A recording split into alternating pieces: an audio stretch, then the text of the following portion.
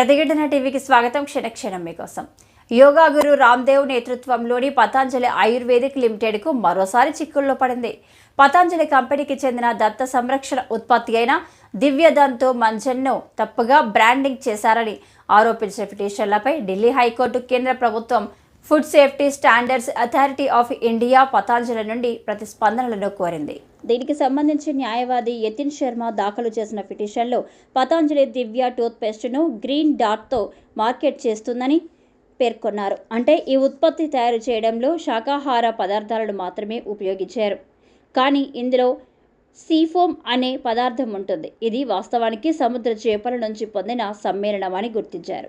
Drugs and cosmetics act ప్రకారం ఇది తప్పుడు బ్రాండింగ్ కిందకు వస్తుందని న్యాయవాది యతిన్ శర్మ పేర్కొన్నారు. వాస్తవానికి ఔషధాలకు శాకాహారం లేదా మాంసాహారం అని నిర్దిష్ట లేబుల్ వేయాల్సిన అవసరం లేదన్నారు.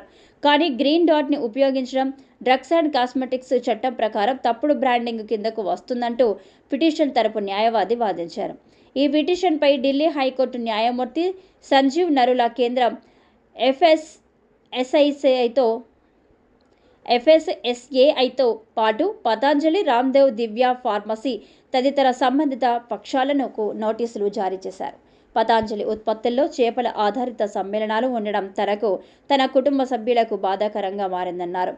రెస్పాండెంట్ నంబర్ 3 తమ అధికారిక వెబ్సైట్లో గ్రీన్ డాట్తో ఉత్పత్తిని విక్రయిస్తుందని, ఇది శాకాహారి అని సూచిస్తుందని లోపల ఉన్న ఇంగ్రీడియంట్స్తో చూస్తే ఇది విరుద్ధంగా ఉందంటూ పేర్కొంది.